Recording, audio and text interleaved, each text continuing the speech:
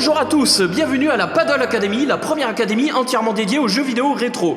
Notre objectif est de préserver la mémoire des jeux de notre passé qui sont tombés dans l'oubli ou qui n'ont pas eu la chance d'être très médiatisés.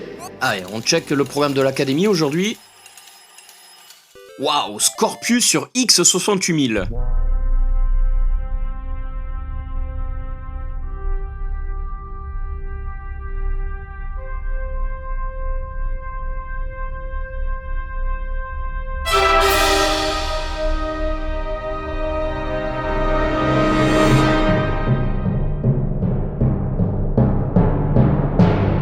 Ah ben profitez-en les amis, vous verrez pas ça tous les jours. Un jeu rare jamais arrivé chez nous, complet, sur un ordinateur jamais arrivé chez nous, avec un éditeur japonais qui n'a jamais rien sorti chez nous. Et oh, vous m'écoutez? Ouh, la régie. Ben la suite là, non? Ah bah désolé, les images de la séquence sont jamais arrivées chez nous. Ouais, c'est malin, bande de gros nazes. Ouais, alors on plaisante, mais aujourd'hui à l'académie c'est du lourd. On a même fait une plénière exceptionnelle hier pour présenter le jeu, tant ça relevait de l'événement. Et non, j'en fais pas des caisses.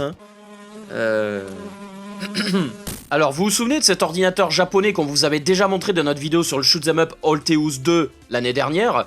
Et bien là, on va parler cette fois d'un autre shmup, donc Scorpius, et je vous présente le X68000. Il s'agit du modèle 16 HD, sorti au Japon en mai 1991, équipé d'un processeur 6800 à 16 MHz. Voilà, ça c'est donc le modèle 16 HD. Alors je remercie d'ailleurs notre collègue de l'association Silicium, nos amis et partenaires de la chaîne, pour ces superbes plans que j'ai pu tourner chez lui avec son X68000. Bref, l'académie est fière de vous présenter aujourd'hui Scorpius, un somptueux shoot'em up et probablement le meilleur titre du genre sur le X68K. Alors tout d'abord, attention à ne pas confondre ce jeu avec son homonyme Scorpius, un autre shoot'em up à scrolling horizontal sorti sur Commodore 64 en 1988, car ces deux titres n'ont aucun lien de parenté, si je puis ainsi dire.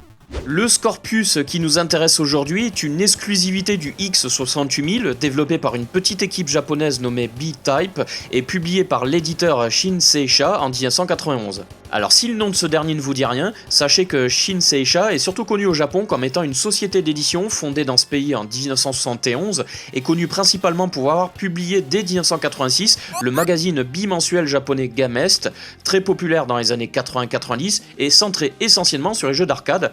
Alors consacré dans un premier temps au shoot'em up 2D, puis au beat'em up et aux jeux de baston dans les années 90, et ce, jusqu'au dépôt de bilan de la société en 1999. Alors chez nous, le magazine est totalement inconnu dans nos contrées, mais il faut voir qu'au Japon, Gamest, c'était une véritable institution. Par exemple, régulièrement, l'équipe du magazine organisait des concours, offrait des cadeaux à certains abonnés, distribuait des cartes téléphoniques à l'effigie de héros bien connus de jeux vidéo. Certaines cartes téléphoniques Gamest sont d'ailleurs très prisées par les collectionneurs. Scorpius avait d'ailleurs été annoncé à la page 26 du numéro 57 de Gamest, quelques mois avant sa sortie le 10 mai 91 au Japon. A noter d'ailleurs que la pub d'époque mentionne que le jeu devait sortir à l'origine le 26 avril 91, alors je sais pas, il a pris du retard apparemment, et qu'il était vendu à 7800 yens. Dans la notice du jeu, on en apprend d'ailleurs un peu plus sur l'équipe de B-Type et Shin-Seisha. Bon bref, alors avant de passer à la suite quand même, et comme ça fait un moment que je blablate, et que je sens que vous commencez à piquer du nez, le public de YouTube, je vous propose de regarder un peu de gameplay de Scorpius.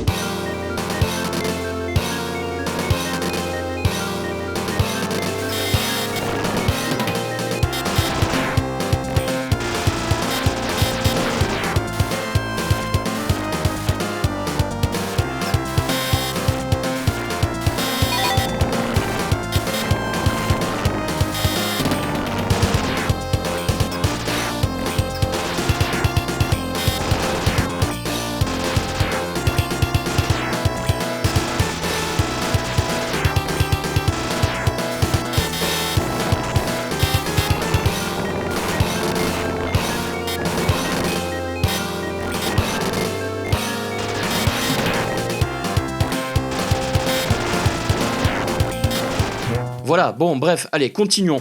Alors, le projet débuta en 1989, alors que les dirigeants du magazine Gamest, eux-mêmes des joueurs passionnés de shoot'em up, souhaitaient passer de l'autre côté du miroir vidéoludique en créant ainsi leur propre shmup. Très vite, deux hommes clés de l'équipe rédactionnelle du magazine, le programmeur Yoshiaki Suzuki alias God Suzuki et le game designer Zenshi Ishii, également rédacteur en chef de Gamest, posent les bases du projet d'un nouveau shoot'em up à scrolling horizontal sur le X68000. Shin Seisha a choisi l'équipe de Scorpius parmi de jeunes étudiants passionnés de jeux vidéo, d'informatique et de programmation. L'équipe est renommée B-Type en référence à l'un des 3 vaisseaux que l'on dirige dans le jeu, mais Scorpius est bien développé dans les locaux de Shin Seisha. Dans la notice du jeu, on peut trouver quelques notes de membres de l'équipe, non dénuées d'humour d'ailleurs, dont le graphiste Hisashi Fujiwara qui s'excuse de ne pas avoir beaucoup bossé sur le jeu. Pistonné va. Comment ça? T'as pas fait la partie graphique du 4ème niveau comme je te l'avais demandé? Espèce de grosse feignasse, va, tu sais ce que c'est le chômage? Attendez, mais c'était pas moi qui devais m'occuper du 4ème niveau, c'était Fujiwara-san.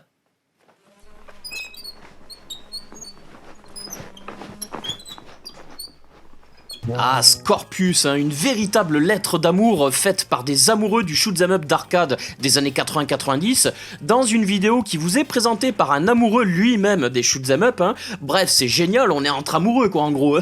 Ouais, tout ça me fait penser à une petite chanson, tiens. Attends, comment ça fait déjà Ah oui, voilà. Je vous aime, shmup, je vous aime. Découvrez le nouveau single de Lord Paddle, Shmup Je vous aime, tiré de son nouvel album Oh le shoot, c'est trop de la balle, wesh. Bon, trêve de galéjade, on continue. Alors au premier abord, il s'agit d'un shoot magistral à défilement horizontal avec 7 niveaux ultra intenses, hormis le 3ème niveau qui se déroule en scrolling vertical ascendant, même si la perspective est toujours en vue de profil.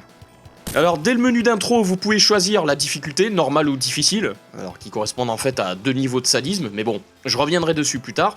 Et vous avez également possibilité de choisir parmi 3 vaisseaux dont les caractéristiques sont vaguement identiques, le type A, B ou C. Alors la seule différence vient surtout ici des armes qui sont réparties différemment, mais globalement c'est la même chose. Alors l'idée clé du gameplay de Scorpius, c'est la queue mécanique attachée à votre vaisseau qui ressemble à celle d'un scorpion, d'où le titre du jeu. Avec le joystick, vous pouvez déployer la queue et utiliser le canon à l'extrémité de l'appendice pour détruire les ennemis. La queue peut aussi servir à détruire des obstacles ou certains ennemis qui résisteraient aux tirs conventionnels. Beaucoup de niveaux vont vous obliger d'ailleurs à maîtriser cette arme redoutable, indispensable pour pouvoir avancer, même si je vous cache pas que ça va vous demander un certain temps d'adaptation pour passer du tir normal au tir de la queue.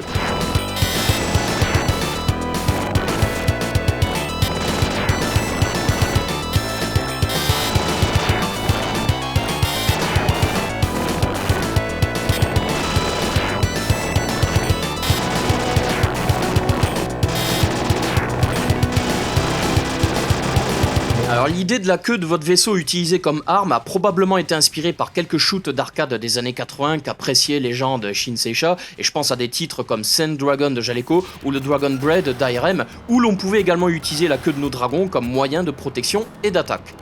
Alors ensuite, tout au long des niveaux, vous trouverez des capsules métalliques larguées par un petit vaisseau allié. Une fois qu'on tire dessus, ces capsules lâchent un power-up.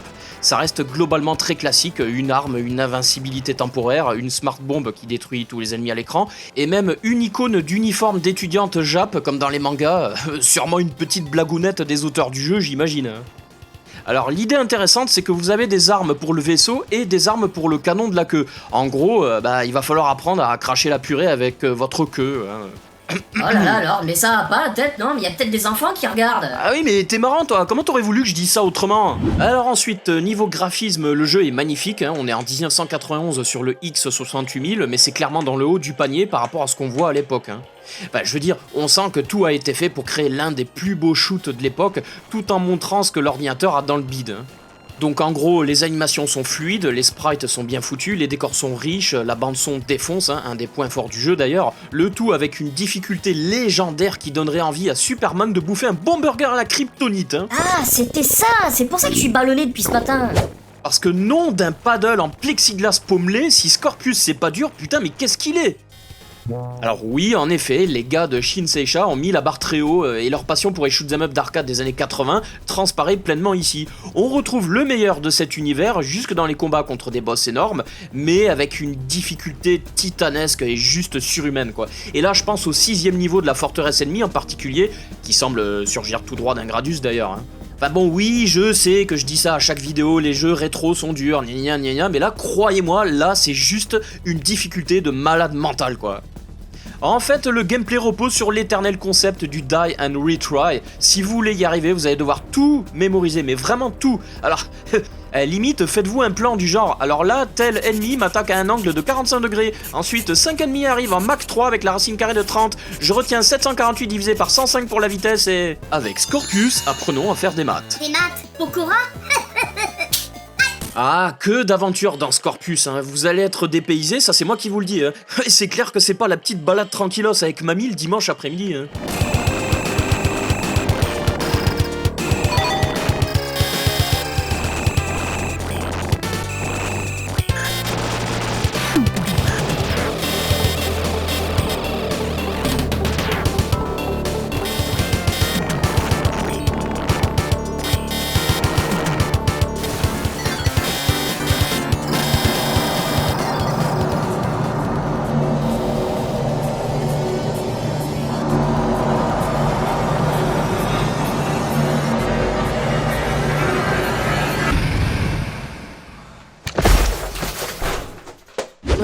Eh ben dis donc, vous aurez fort à faire en combinant les power-up, l'utilisation de la queue et aussi en découvrant les power-up cachés. Par exemple, il y en a un qui se trouve au début du niveau 4, en sachant que vous commencez avec 5 vies, mais que vous pouvez en regagner régulièrement grâce au score. Ah tiens, ça me fait penser que j'ai pas encore parlé du scénario, mais là le staff de B-Type a dû bosser un peu moins je pense. Hein. Et évidemment, Scorpius est un shmup orienté arcade dans la tradition de l'époque, alors vous attendez pas du stenda là. Alors si l'on en croit la notice traduite par le biais de notre ami académicien Megavolt, que je remercie vigoureusement d'ailleurs, le jeu se déroule dans un futur lointain. L'humanité a conquis de nombreux systèmes stellaires et se trouve désormais au centre même de la galaxie, ayant abandonné la Terre depuis bien longtemps. La Fédération Galactique règne en maître au centre de l'univers grâce à une importante force militaire et scientifique. Pour continuer d'étendre son pouvoir sur le cœur même de la galaxie, la Fédération demanda aux scientifiques de recueillir toutes les informations connues dans les différents mondes et de les envoyer sur une planète secrète nommée Larva, parce que... ce monde caché servait également de laboratoire géant pour toute forme de vie, mais un jour, un ennemi mystérieux venu d'un autre monde attaqua la planète Larva et s'empara de ses ressources et de ses organismes vivants parce que... Le scénariste essaie de se barrer là, chopez-le les mecs! La Fédération décida alors d'envoyer un homme, dont on ignore le nom, à bord d'un vaisseau de combat pour découvrir l'identité des envahisseurs, plonger au cœur de leur quartier général établi sur Larva et sauver la planète et le reste de la galaxie, et puis voilà. Mais c'est qui se laisse pas faire ce qu'on a, hein? Franchement, j'aime bien la vacuité du scénario, tu sais, genre on te balance des tas d'infos, mais on t'explique rien. Et par exemple, pourquoi regrouper toutes les informations connues de la galaxie sur une seule et même planète? Qui sont les 10 envahisseurs? Pourquoi attaquent-ils Larva? Enfin, je veux dire, pourquoi ont-ils besoin de cette planète? Je sais pas, peut-être qu'ils veulent juste faire une rave party galactique géante? Et qui est ce fameux Kidam solitaire qu'on envoie tout seul là-bas en mission suicide? Bon alors, on t'a choisi parce qu'il y avait que toi de disponible. Tu prends un des 3 vaisseaux qu'on a mis à ta disposition, tu pars sur Larva demander leur carte d'identité aux agresseurs, ensuite tu traverses 7 niveaux, tu butes leur chef, et tu reviens pas parce que ça coûtait trop cher de faire un aller-retour. Compris? Putain, mais ça fait 5 minutes que je vous dis que je suis l'homme de ménage là! Je suis là pour balayer, c'est tout! Alors voilà, vous avez compris, on est dans un shoot'em up où faut fumer tout le monde avec des pétoires ultra high-tech, hein, alors le scénario, on s'en tamponne. Hein. En même temps, le jour où vous verrez un shoot avec un scénario digne d'un roman de George Sand, vous me ferez signe. Hein. Non, là, ça serait plutôt du Shakespeare. Hein. Être ou ne pas être. Ne pas être. Quant à la difficulté mythique du jeu, bah, Shakespeare que ce que je pensais. L'Académie du Paddle tout entière s'excuse pour cette blague d'une infâme médiocrité qui n'a pas été approuvée par l'équipe rédactionnelle académicienne. Ça n'existe pas, mais c'est pas grave, on va quand même en faire une. Bref, Scorpius c'est énorme, hein, mais c'est le défi ultime pour les fans de shmup et de difficulté hardcore. Vous allez saigner des pinceaux, c'est moi qui vous le dis. Hein. Et puis c'est pas tous les jours qu'on peut jouer à un shoot dans lequel on défonce les ennemis avec sa queue. Hein. Lord, doucement! Enfin, je veux dire dans lequel vous pouvez allonger votre queue. Hein. Oh, et puis fuck, tiens, hein, si vous voulez venir découvrir Scorpius sur le X68000 de l'Académie, bah faites la queue. Haha. Chers académiciens et chers spectateurs, je m'adresse maintenant à vous afin de recueillir votre avis. Pensez-vous que le jeu que nous venons de voir mérite de figurer dans l'encyclopédie de la Paddle Academy? Donnez-nous votre avis dans les commentaires de la vidéo et échangeons nos idées afin d'enrichir le débat. En attendant, je vous dis à très bientôt pour une prochaine séance de la Paddle Academy.